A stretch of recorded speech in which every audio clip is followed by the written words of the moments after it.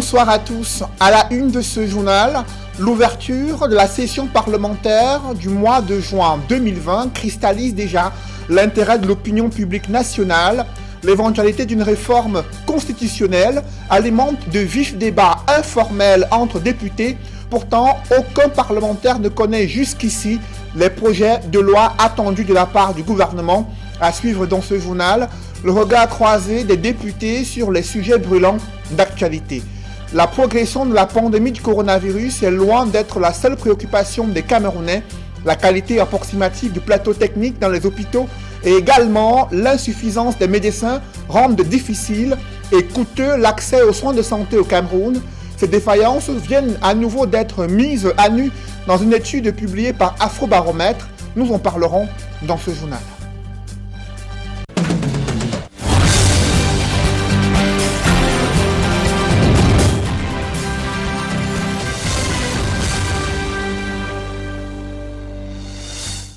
Merci de suivre cette édition complète de l'information sur Equinox Télévision. À l'ouverture de la session parlementaire ce mercredi, l'éventualité d'une réforme constitutionnelle taillée à la mesure du régime Biya et l'attitude d'une diaspora anti-pouvoir au Cameroun sont les principaux sujets débattus de façon informelle par les parlementaires. Les députés jusqu'à l'heure actuelle ne connaissent ni la teneur des différents projets de loi attendus durant la session. Pour autant, chacun s'exprime sur cette éventualité d'une réforme constitutionnelle, les différents enjeux et les limites, le regard croisé, qu'il soit de l'opposition ou la majorité présidentielle. C'est dans ce compte rendu signé Joël Essengue et Guy Zogo. Changement de lieu et de décor pour l'Assemblée nationale qui a déménagé au Palais des Congrès à la faveur de l'ouverture de la session de juin de la législature en cours, ce qui n'était plus arrivé depuis 1965, a précisé le président de l'Assemblée nationale en justifiant la délocalisation. En attendant l'aboutissement du projet de construction du nouvel immeuble siège de notre institution, cette dernière tiendra désormais l'essentiel de ces délibérations à venir ici au Palais des Congrès. Dans ce nouveau décor, c'est en montrant patte blanche devant un dispositif anti-Covid-19 draconien qu'il a fallu se soumettre à la satisfaction des députés. C'est une très belle installation, on est à l'aise, on respecte les mesures en fait, de distanciation et les règles sont vraiment respectées. Là, on est vraiment au top. L'Assemblée nationale a vraiment fait fort de ce côté, c'est impressionnant. Toutes les conditions ont été prises pour mettre Corona hors de cette salle et il faut voir comment tout le monde se désinfectait, les médecins suivaient de près et il faut dire que c'est ce que nous demandons. Actualité de l'heure oblige. Kava Yeguie Djibril, tout en lançant des pics au sujet de la sortie présidentielle de Paul Biya, a souligné que l'Union sacrée des députés est en marche contre la Covid-19. Ceci nous interpelle tous. J'aime bien le dire. We united we stand, divided we fall. Les députés à l'Assemblée nationale adhèrent d'ores et déjà sans réserve et sans distinction de chapelle politique à la dite Union sacrée. Mais il n'y en avait pas que pour la Covid-19. À propos de la succession de gré à gré mise en avant par le MRC ces derniers jours, le SDF et l'UDC s'en étonnent. Je ne sais pas si quand un membre du Conseil constitutionnel décède et un autre est nommé par le président de la République et doit prêter serment devant le Parlement réuni en Congrès, c'est ce que vous appelez gré à gré. Le président Paul Biya est arrivé au pouvoir le 6 novembre 1982 sous la seule volonté du président Aïjo.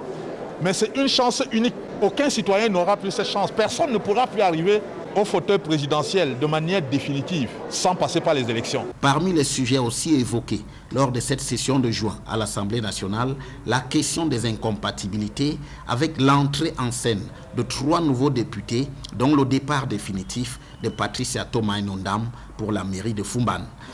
Un autre chantier est celui ouvert autour du réseau des parlementaires pour la diaspora qui promet de parler à tous sans exclusion.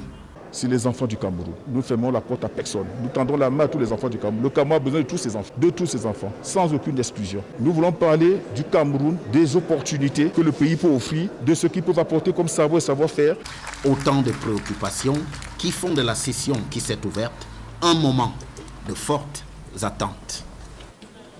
Une préoccupation qui pourrait intéresser les parlementaires, ce sont les multiples coupures d'électricité observées dans le 4e arrondissement de Douala. Les populations lasses de vivre cette situation sont sorties dans la rue pour manifester devant l'agence Eneo du côté de Bonabéry et l'entreprise a tenu à s'expliquer sur les raisons de ces multiples désagréments que subissent au quotidien les populations. Reportage Robert Mokoubé et Isabelle Carole Zoupet.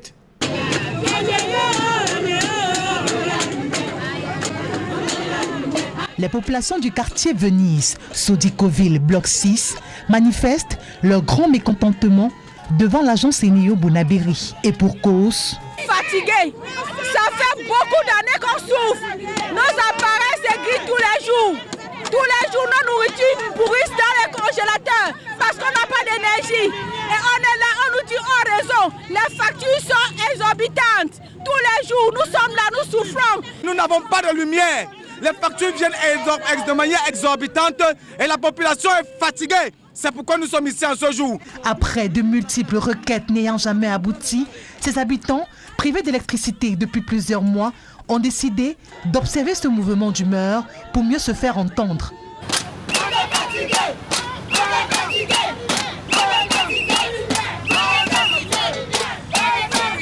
Dans leur récit des faits, l'absence d'énergie électrique a considérablement impacté dans les ménages, mais aussi dans les activités. De la lumière, de la viande que je vends, mes trucs que je me débrouille avec, ça s'est gâté. J'ai versé en brousse. Même ceci, même quand je rentre souvent, même comme ça, je garde dans mon frigérateur. Le matin, je réchauffe pour revendre parce que ça n'était. Mais comme c'est déjà comme ça, je ne peux plus. Parce qu'il n'y a pas de lumière, ça se gâte seulement. Donc, ça fait que nous sommes tous que dans les pertes. Le capital a tout fini parce que nous n'avons pas de lumière. Tu viens en haut, tu ne vends pas, tu braises tous les jours, tu rentres avec on mange à la maison. Tout le capital est fini. Je n'ai même plus de capital à cause de la lumière. Devant la colère des habitants, les responsables Eneo rassurent. Face au désarroi des populations, on s'est entretenu avec elles ce matin. On a trouvé des points de sortie et avec le directeur régional et le directeur régional technique, on a dans les prochaines semaines trouvé une voie de sortie. On va réalimenter déjà ce jour les populations. Ce courroux des habitants du quartier Venise, Sodicoville bloc 6, est le même qui anime ceux du lieu-dit Bédi Kongi. Ici, le décor fait plutôt peur. Poteaux électriques et câbles jonchent le sol. Tout le monde côtoie le danger au quotidien. Dans ces quartiers, comme dans plusieurs autres de la ville de Douala, les plaintes des populations sont les mêmes. Un vent de panique souffle à Osembe dans le département du Mbamekim. Ce village vient d'enregistrer ses tout premiers cas de Covid-19. Il s'agit des membres d'une même famille.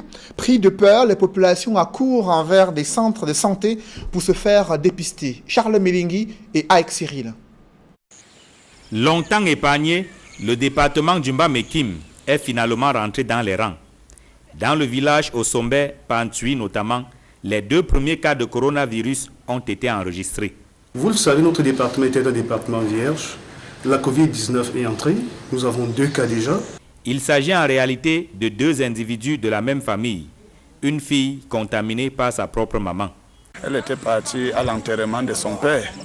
C'est comme ça que sa maman, présentant un peu des signes de paludisme, elle s'est mise à aller à son secours. Et arrivé, ils sont partis à Yaoundé, arrivé à l'hôpital de Djongolo, on a essayé de les tester. C'est ainsi que la maman, puisque c'est elle qui était malade, on l'a mis sur examen. Elle, on l'a laissée. À la soirée du 1er juin, elle est arrivée. Elle a bien déterminé qu'elle était un peu souffrante et elle a raconté ce qui s'est passé. Mais il faut vraiment dire que cela avait été pris à la légère. On n'a pas pris cela avec le sérieux. Et c'est ainsi que La soirée du vendredi dernier, elle nous a annoncé que les nouvelles venaient du centre Pasteur à Yaoundé, qu'elle était positive. Dans le Mbamekim, désormais c'est la panique. Pris de peur depuis la détection des 2 premiers cas de coronavirus, les populations accourent vers les centres de santé pour se faire dépister. Nous sommes venus ici puisque nous sommes inquiets. Parce que quand il y a une situation comme ça, par rapport à tel qu'on nous dit comment la maladie se transmet, comment ça va, on a peur. Parce qu'on ne sait pas si elle a eu à saluer quelqu'un et quelqu'un m'a salué. Donc maintenant, là, il faut vraiment être rassuré que c'est bon. Pendant ce temps, les acteurs du secteur du tourisme, dont les établissements sont fortement sollicités, sont sensibilisés sur les gestes barrières en vue de limiter la propagation de la pandémie. Puisque le secteur du tourisme est un secteur clé, est un secteur fréquenté par les populations, il était question pour moi, délégué départemental du tourisme et des loisirs, de sensibiliser une fois de plus. Nous le faisons fréquemment, une fois de plus, tous les promoteurs, afin qu'ils mettent en œuvre les mesures barrières édictées par le gouvernement. Parmi ces mesures, il y a le cache-nez, dont le port est rendu obligatoire sous peine de sanction par le maire de Ntsui. J'ai signé l'arrêté municipal rendant le port obligatoire dans tous les lieux publics dans la commune d'Ntsui. Nous avons également mis en branle la construction des banderoles qui seront affichées à l'entrée de notre commune, dans la ville et dans les autres sorties, pour dire à toutes les populations que le port du masque est obligatoire. Si la région du centre est l'épicentre du coronavirus au Cameroun, le département du Mbamekim avait jusqu'ici fait exception, mais il a fini par enregistrer ses premiers cas de contaminés au coronavirus. En pleine crise sanitaire, 64% des Camerounais n'ont pas accès aux services de santé. C'est du moins ce que révèle une enquête menée par Afrobaromètre dans un sondage réalisé auprès de plusieurs Africains, notamment des Camerounais. Ils ont dénoncé les insuffisances du système de santé à travers l'insuffisance des médecins et spécialistes de santé publique. Ils ont également évoqué, ces Camerounais, la qualité approximative du plateau technique dans plusieurs formations hospitalières, des dysfonctionnements et défaillances de nature à plomber les performances du système de santé au Cameroun. D'autres précisions avec Sylvestre Hippolyte Zangaou. L'accès aux soins de santé, un luxe pour une grande majorité de Camerounais. L'enquête menée par Afrobaromètre, le réseau panafricain et non partisan de recherche par sondage, révèle que 64% de Camerounais ont manqué de soins de santé au moins une fois ces 12 derniers mois. La faute à une politique sanitaire parfois inadaptée, qui se caractérise par un nombre insuffisant de médecins et d'hôpitaux par rapport au nombre d'habitants. À cela, il faut ajouter la qualité inadéquate du plateau technique. Le sondage d'Afrobaromètre révèle par exemple que 26% de Camerounais n'ont pas une clinique, un hôpital ou un centre de santé à distance de marche. 38% font face aux longues files d'attente pour finalement ne pas accéder aux soins de santé. Un autre phénomène récurrent, c'est celui des pots de vin. Selon le réseau panafricain de recherche par sondage, de nombreux Camerounais, soit 22%, sont obligés de verser des pots de vin à un personnel soignant pour obtenir un rendez-vous avec un médecin et accéder aux soins de santé. Le phénomène est réel aussi bien dans les hôpitaux publics que privés. L'accès aux soins de santé est plus difficile pour des Camerounais vivant en zone rurale et les sans-emploi. Ce sondage, dont les conclusions datent du 3 avril 2020, met en lumière les nombreuses difficultés rencontrées par des Camerounais malades, des difficultés qui poussent beaucoup d'entre eux à se livrer à l'automédication, parfois nocive, avec des morts sur le carreau. Comparative de la gestion de la crise sanitaire en Afrique préoccupe les Camerounais au regard de l'évolution de la pandémie au Sénégal, en Côte d'Ivoire et au Gabon. Le Cameroun enregistre plus de cas positifs et plus de décès. Par contre, ces différents pays ayant leur propre système de santé présentent moins de cas positifs de Covid-19, plus de personnes testées et moins de décès. Des chiffres présentés dans ce reportage que signe Nadine Yambou. L'analyse de la gestion de la pandémie du coronavirus au Cameroun révèle une situation préoccupante. Le pays enregistre près de 9000 cas positifs avec 208 décès et près de 5000 guérisons en 3 mois d'épidémie.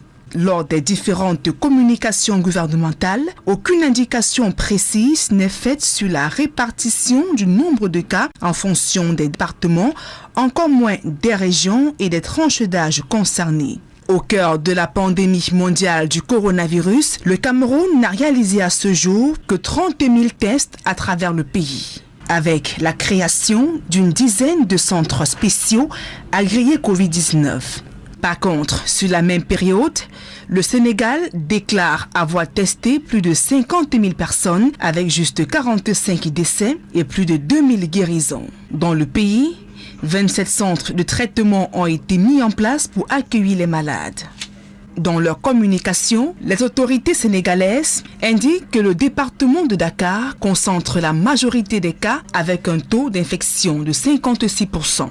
Bien plus, dans un document rendu public, le gouvernement affirme que sur des échantillons prélevés sur près de 1348 personnes, cette semaine, 89 sont revenus positifs, dont 15 issus de la transmission communautaire et repartis dans 12 localités du pays. Le gouvernement se réjouit de la chute de la courbe de contamination des cas de coronavirus dans le pays. Au Gabon, la situation épidémiologique du pays est présentée de façon quotidienne en fonction des départements les plus infectés. La zone de l'estuaire est considérée comme l'épicentre de l'épidémie avec près de 2694 cas de coronavirus. De façon globale, le Gabon totalise à ce jour 3294 cas positifs, 956 guérisons et seulement 21 décès. La Côte d'Ivoire fait également partie des pays où le taux de mortalité lié au coronavirus demeure faible. À ce jour, 38 personnes ont perdu la vie depuis le déclenchement de cette pandémie dans le pays, avec près de 4000 cas positifs. Et 2045 personnes ont déjà retrouvé la guérison. La lutte contre la pandémie de coronavirus met à rude épreuve la trésorerie des municipalités au regard de nouvelles orientations vers les dépenses sanitaires imprévues en début d'exercice budgétaire. Les mairies éprouvent des difficultés à réaliser des projets de développement. La dotation actuelle de la décentralisation s'avère insuffisante pour faire face aux multiples défis sanitaires et les défis socio-économiques. Évocation avec Dallas Kana et Donald Brice Kamgan. Distribution des masques, gel hydroalcoolique, installation des robinets lavement, désinfection des salles de classe. Les maires sont à pied d'œuvre depuis mars contre le coronavirus. Donc nous demandons, nous profitons de cette tribune pour demander à toutes les âmes de bonne volonté qu'elles puissent aider les populations de Douala 4e à respecter les mesures barrières. C'est la mairie, avec les maigres moyens qu'elle a, qui désinfecte. Et je voudrais vous dire que dans le budget de 2020, nous ne nous attendions pas à cette pandémie. Le financement local de la riposte à la pandémie était certes prévu en début d'année, mais la crise est bel et bien là. Il faut prémunir les populations. Dans le département du Vori, chacune des 5 mairies situe ses dépenses contre la pandémie à autour de 60 millions de francs CFA. Même si la santé n'a pas de prix, reconnaissent les magistrats municipaux, les ressources engagées bousculent drastiquement les prévisions. Le niveau escompté est supérieur déjà à 10% du compte administratif de la mairie. C'est-à-dire au mois de juin, en termes de trésorerie, nous n'aurons pas recouvré plus de 10% de l'ensemble du compte administratif. Situation aggravée par la suspension de plusieurs impôts et taxes par le gouvernement. La plupart sont les sources de financement des communes. À l'exemple des droits de place dans les marchés, ils ne seront plus perçus pendant 3 mois. Certaines municipalités ont dû retoucher la configuration de leur budget afin de répondre à l'urgence sanitaire. Nous avons donc dû restructurer notre budget pour que nous ayons des rubriques qui nous permettent de faire cela. Mais la désinfection avait déjà commencé. Mais au bout de la crise, il faudra créer les conditions d'une relance sereine des communes. Certains élus proposent une subvention de circonstance. Il faut une subvention d'équilibre. Il faut une subvention d'équilibre. Dès lors que vous renoncez à vos recettes, alors que les dépenses augmentent du fait que nous devons financer des activités de lutte contre le Covid. Et alors, il faut une subvention d'équilibre. La dotation présidentielle et les appuis des partenaires privés ont été des bols d'air pour de nombreuses communes, mais en filigrane, c'est la question du financement de la décentralisation qui se pose, analyse de nombreux observateurs. Les municipalités ne sont pas les seules à être impactées par cette crise sanitaire. De nombreuses entreprises broient du noir. L'INS, l'Institut national de la statistique, vient de confirmer l'enquête menée par le JICAM il y a plusieurs mois concernant l'impact économique du Covid-19. Près de 90% des chefs d'entreprise estiment être négativement impactés par la Covid. Et les principales difficultés sont la baisse de la demande intérieure, la difficulté d'approvisionnement et les difficultés de financement. Cependant, cette nouvelle étude de l'INS n'est pas assez affinée pour renseigner sur l'impact de la Covid-19 dans plusieurs branches d'activité et les besoins en termes de financement. D'autres précisions avec Jean-Paul Chouniat. À plus de 3 mois de prévalence exponentielle du coronavirus au Cameroun, avec 8312 personnes contaminées et 208 décès recensés, le gouvernement camerounais ordonne enfin à l'Institut national de la statistique de publier une toute première enquête officielle sur l'impact de la pandémie Covid-19 sur le tissu socio-économique du pays. Dans cette enquête réalisée auprès des ménages et des entreprises, le monde des affaires subit de plein fouet des effets néfastes d'une maladie qui a asphyxié tout un pan de l'économie nationale et paralysé des centaines d'entreprises des secteurs formels et informels. Ainsi, plus de 90% de chefs d'entreprise sondés avouent faire face à une baisse de la demande, d'énormes difficultés d'approvisionnement et surtout de financement, généralement source de fortes tensions de trésorerie dans l'échantillon des 770 entreprises sondées par l'Institut national de la statistique. Conséquence immédiate, ces entreprises sont à bout de souffle, leurs activités en danger, avec une baisse de la production de 50%, entraînant de facto une chute vertigineuse de leur chiffre d'affaires, relève avec emphase 95% de ces managers interviewés. Dans cette bourrasque à forte amplitude, soufflant sur presque tous les secteurs d'activité confondus, la préservation de l'emploi est un véritable casse-tête chinois pour tous. Malgré toute leur bonne volonté, plus de 60% de grandes, moyennes et petites entreprises dans l'éducation, la restauration, l'hébergement et la construction ont dû revoir leurs effectifs à la baisse, soit une perte d'emploi de plus de 50%. Dans ce monde des affaires, tenu à la gorge par le nanovirus du corona, la hausse des coûts à la production a le plus touché les produits alimentaires, la baisse grippant plutôt l'agriculture et l'élevage. Au bout de cette étude de l'INS, les chefs d'entreprise dans leur majorité demandent au gouvernement de Paul Biya de revoir la politique fiscale et ses pressions de toute nature, accorder des subventions aux entreprises sinistrées et surtout octroyer à tous des aides financières. Quant aux 10 mesures chocs à prendre dans l'urgence de cette enquête de l'Institut national de la statistique, rien de nouveau n'apparaît sous le soleil. Des organisations patronales, à l'instar du JICAM de Célestin Tawamba et ECAM de Proté Ayama, ayant déjà tout proposé pour épargner le monde des affaires du cyclone Covid-19. Au final, le secteur privé a fait toutes les propositions possibles, s'inspirant même du modèle des pays africains infectés. Mais l'équipe Diongouté n'en a cure d'un diagnostic privé, même s'il a pris une série de mesures le 30 avril dernier pour oxygéner les entreprises camerounaises.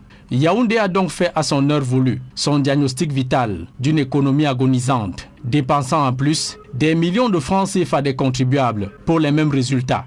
Du moins, les opérateurs économiques camerounais attendent fermement la matérialisation concrète de toutes les recommandations de la statistique nationale pour sauver le monde des affaires de la pandémie du coronavirus.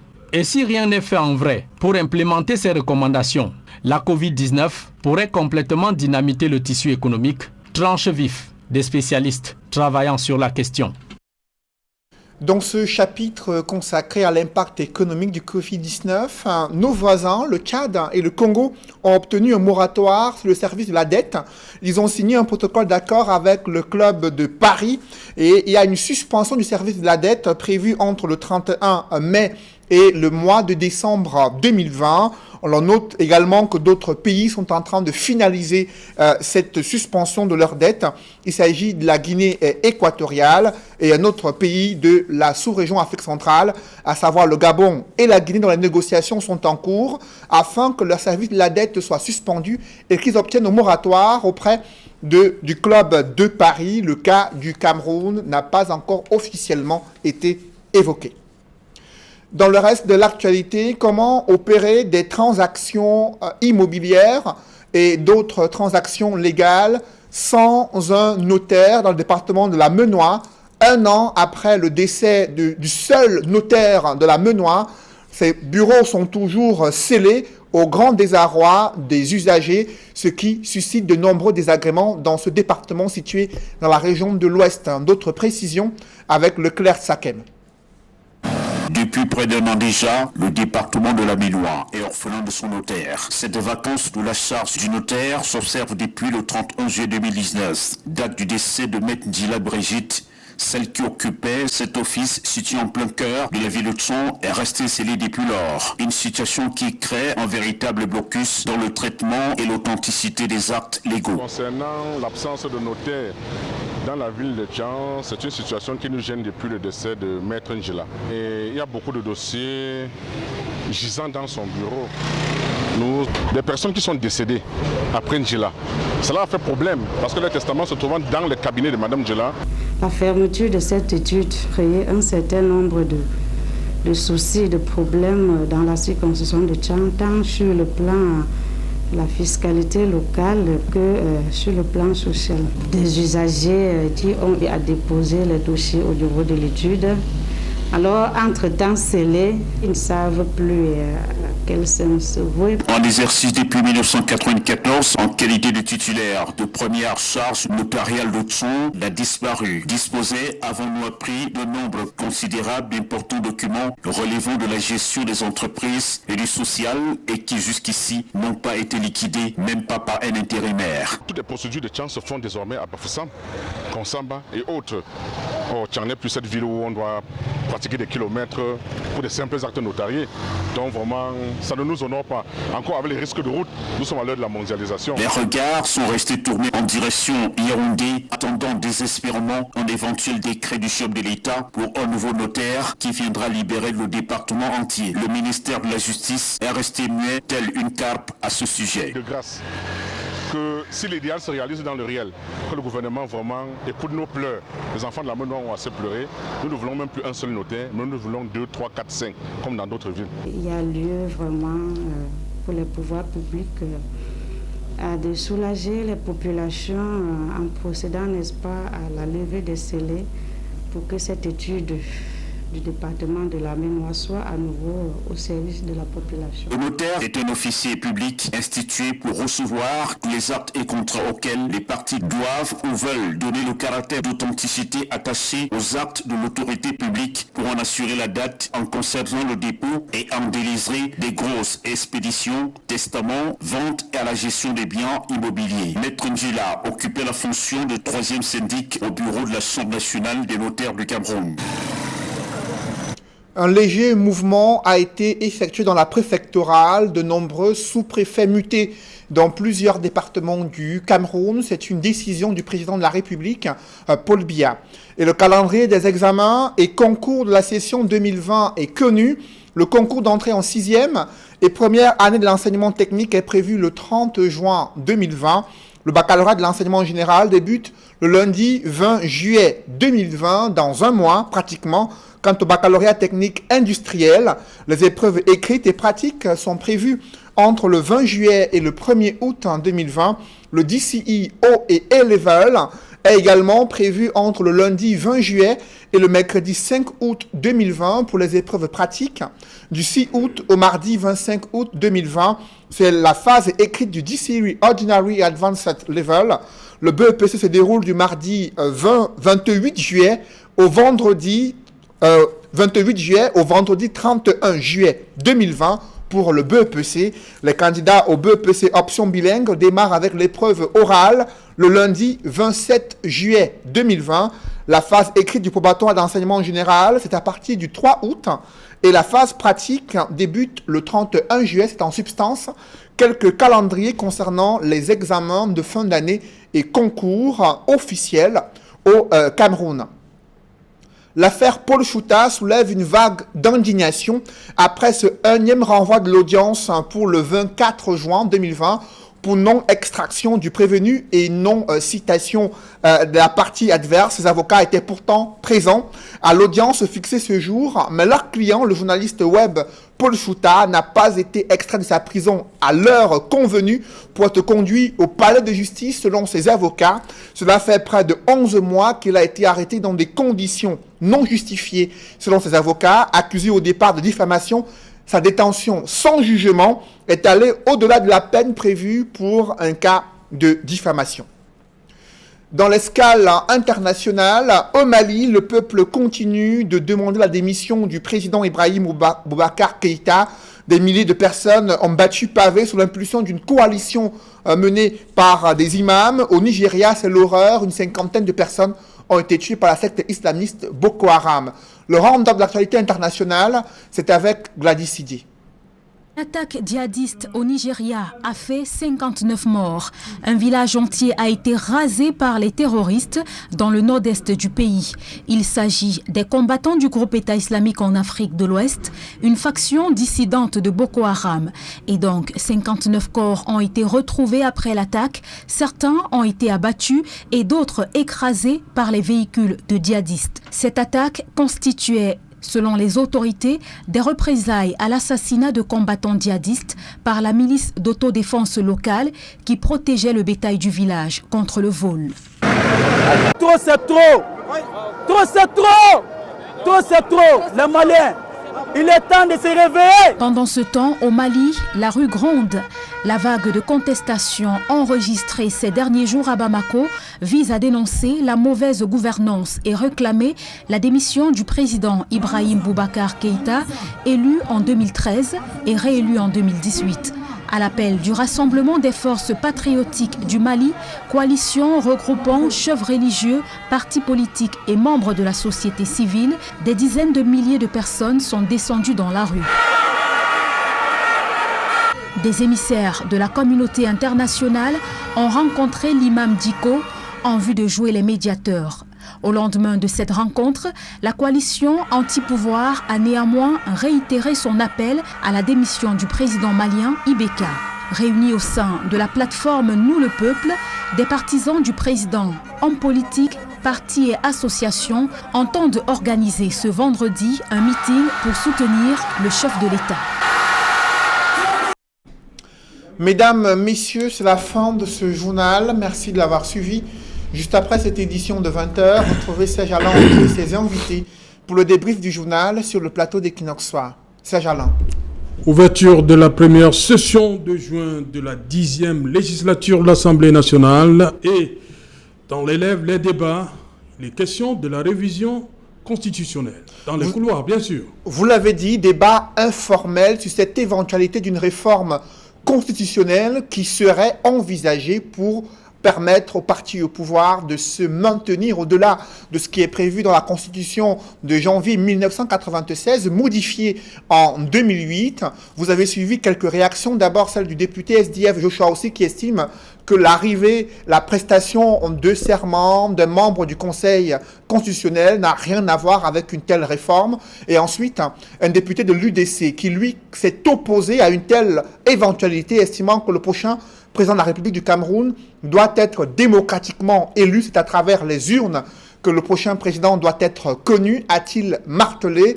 Et autre préoccupation, c'est celle de cette coalition des parlementaires, qui soient de l'opposition ou de la majorité présidentielle, qui doivent être réunis autour de la lutte contre le Covid-19. C'est du moins le sentiment qu'a donné le président Kavaye Guédibril lors de son allocution lors de l'ouverture de la session parlementaire, session de juin 2020. Voilà, madame, monsieur, c'est donc l'essentiel. L'Equinox Soir, deuxième partie. Bonne soirée à vous, Cédric. Bonne soirée à vous, Serge Alain. Rendez-vous demain. 20h.